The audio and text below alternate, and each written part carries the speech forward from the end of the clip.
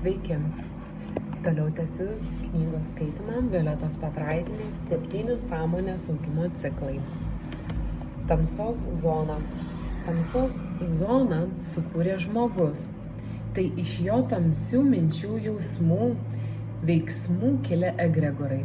Energetiniai dariniai, kurie yra labai žemųjų vibracijų ir tarsi rūkas gyvuoja žemės aplink, neleisdami sklisti žmogaus šviesai, nepraleisdami į žemę šviesos ir aukštesnių oktavų. Ten, kur tas sluoksnis labai tirštas, žmonėms labai sunku gyventi. Tamsos zona ištisai gaubia žemę. Tik kur nekur iš žemės prasimuša galingesnė šviesa ir į tas vietas atitinkamai atitenka didesnis srautas ir iš aukštų oktavų. Baltijos šalys yra išlaikiusios gana silpną tamsos zoną. Tai leidžia aukštųjų oktavų būtybėms čia sutelkti didesnės pajėgas darbui su žmonėmis.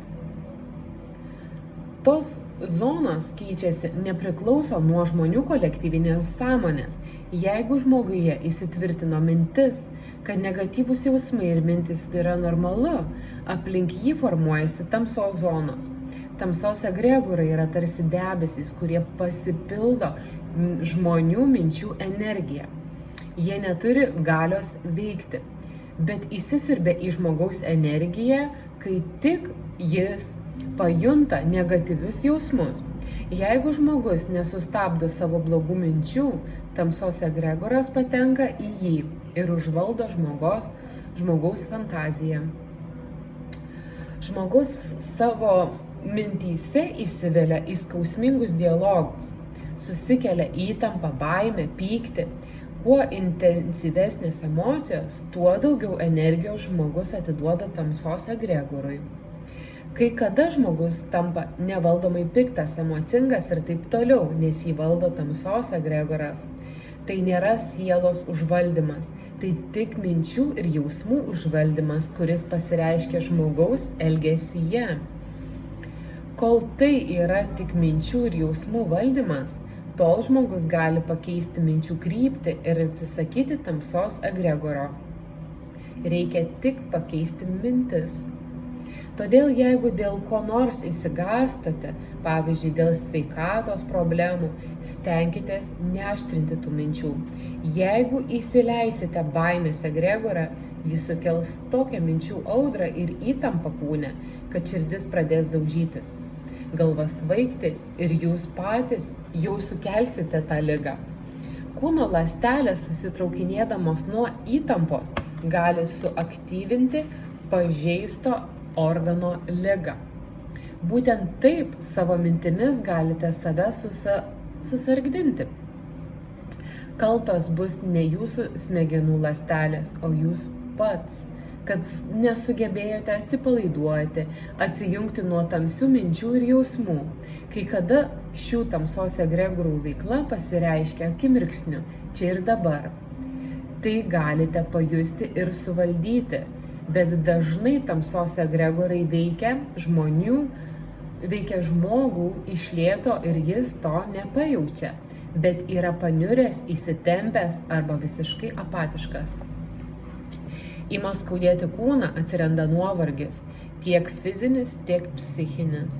Kai veikia tamsos egregoras, o jų atsisakyti galite tuo pačiu būdu, stengiantis pakeisti savo minčių eigą.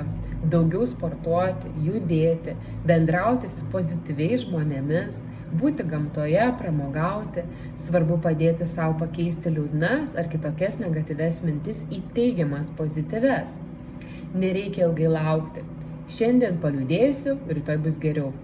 Nes jeigu rytoj bus taip, kaip vakar, jūs net nepajusite, kaip tamsos rūkas jūs apgaubia ir užspaudžia. Ar galite padėti vaistai? Žinoma taip, žinoma ne. Jie tik panaikins simptomus, kurie signalizuoja jums blogai. Būdami tokios būsenos gyvenate kaip robotai, nemokėdami nei nuoširdžiai džiaugtis, nei nuoširdžiai liūdėti. Jei mylite save, vertinate save, tai turite save ir saugoti. Jeigu jaučiatės blogai, leiskite savo protui įsikišti ir rasti išeitį. Protu reikia naudotis, kol jo neužspaudžia tamsos rūkas.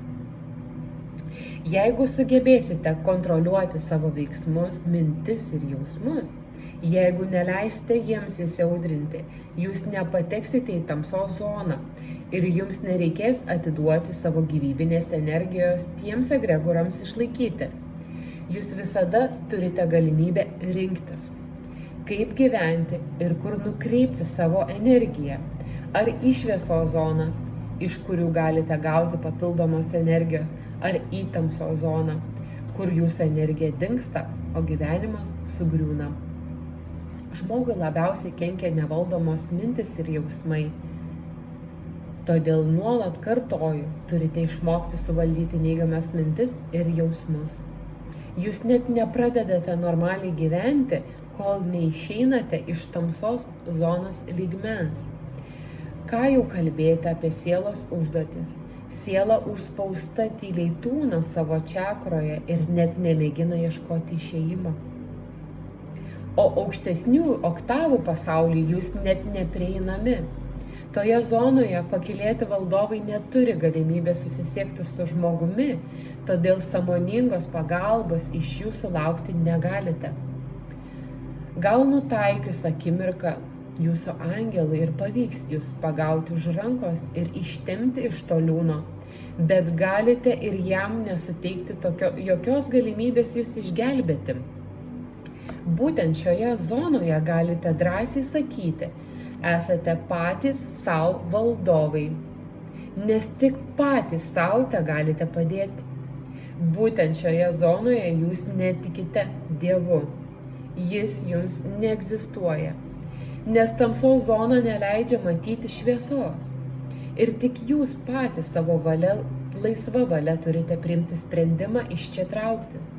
Turite mažinti ego troškimus, keisti savo charakterio savybės, gyvenimo būdą ir išmokti mąstyti pozityviai. Nes stebuklas gali išgelbėti iš tamsos zonos, o tik jūs pačių paprastos pastangos būti ramesniems, atidesniems, tolerantiškesniems, geresniems ir linksmesniems. Tamsos zonoje gyvena tam tikros tamsos jėgos. Tai ne žmogaus sukurtų tamsos debesis, tai sąmoninga gyvybė, kuri yra labai žemų vibracijų lygio ir per tam tikrus visatos vystymosi laikotarpius išliko žemės energijoje, kaip ir pusiau materiali gyvybė. Ši gyvybė labai bijo šviesos, ji žino, kad gali sudeginti, todėl niekada nesiartins prie laimingų žmonių. Niekada.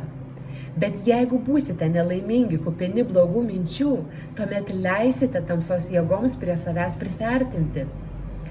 Tai reikš, kad jūsų vibracijos sutampa. Tamsa gali patekti į jūs ir kitaip, pavyzdžiui, per spiritizmo seansus.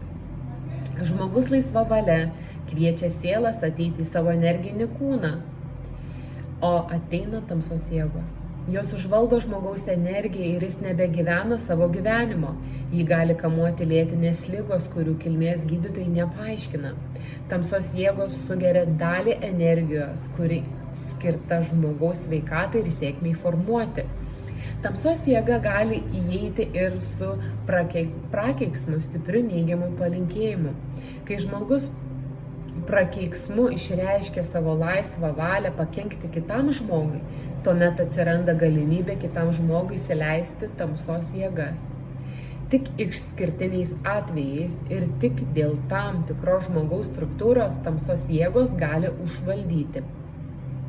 Tamsa dažniausiai tik apsunkina žmogaus gyvenimą, bet pati labai retai pasireiškia per kūną. Juodoji magija taip pat vartai įsileisti į save tamsos jėgą. Ji gali suteikti tam tikrų žinių, tam tikrą galią, bet žmogaus sielos vystymosi sustos, energijų vibracijos nebekils iki sielos išsilaisvinimo erdvės. Kartoju, ten, kur šviesa, tamsa pasitraukia. Jeigu žmogus skleidžia meilės vibracijas, jis atlaikys bet kokius tamsos jėgos išpolius, atlaikys prakeiksmus, juodosios magijos burtus.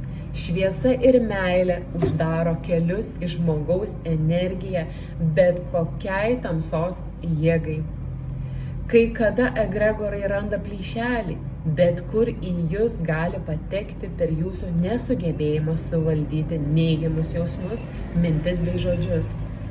Bet jūs žinote, kad nuo tamsos egregorių galite lengvai pasitraukti. Tai reikia sukoncentruoti mintis į šviesą ir meilę. Su tamsos jėgomis truputį sunkiau, jas tenka išdeginti šviesos srautus. Jeigu žmogus sugeba gyventi aukštų vibracijų lygmenyje, tamsos jėgos neatlaiko ir pačios pasitraukia. Nerekomenduoju žaisti spiritizmo seansų, juodosios magijos žaidimų. Tai ne šiaip sau nekaltas žaidimas, kaip jūs manote, o stiprus žmogaus energijos pažeidimas. Net neįsivaizduojate, kaip sugadinate savo gyvenimą, atlikinėdami įvairius ritualus, norėdami pakenkti kitam žmogui. Jam gal ir nekenksite, bet daug labiau pakenksite savo ir gal net savo vaikams, sutuoktiniui, kitiems artimiesiems. Užteks ant jūsų pykti ir įteiksite jiems dovanėlę tamsos jėgą, kuri griaus jūsų mylimų žmonių gyvenimą.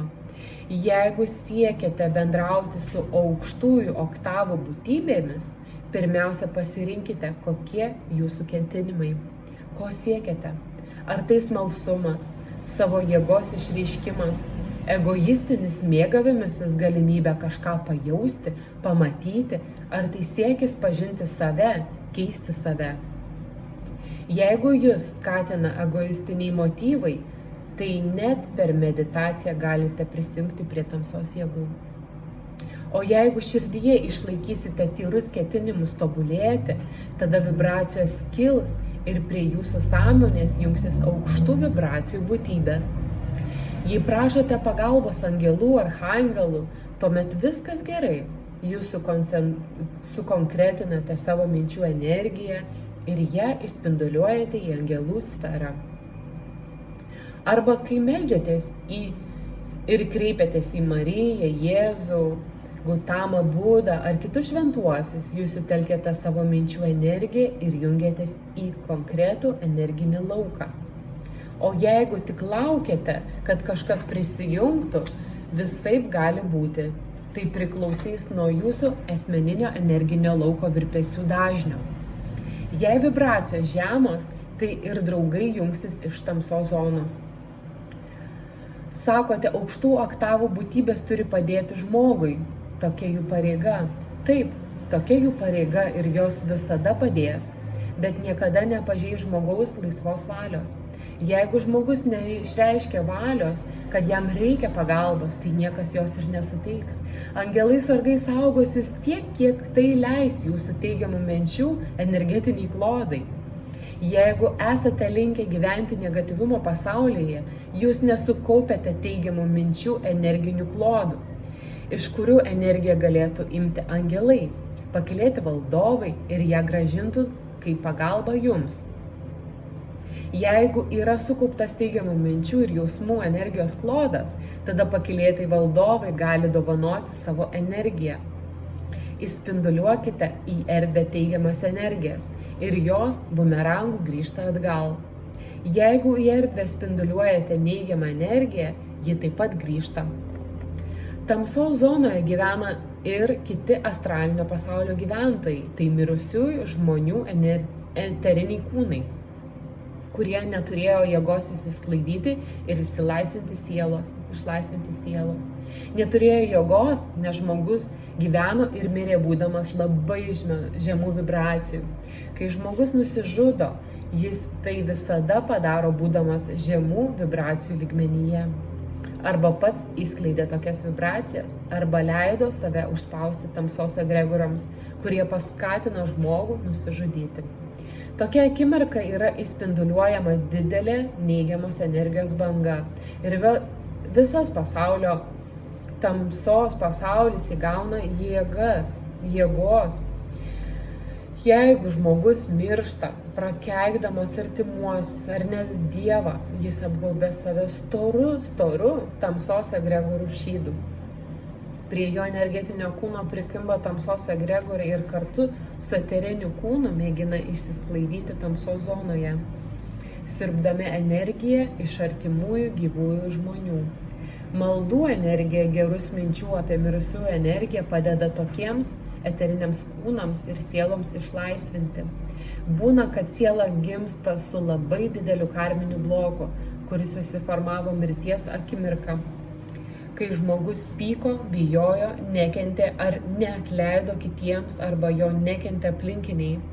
Jeigu žmogaus gyvenimas nebuvo labai blogas, tai jis sukaupė energijos pakilti į kitą lygmenį, kur parenkamos naujos sielos užduotis ir nauji įsikūnymai.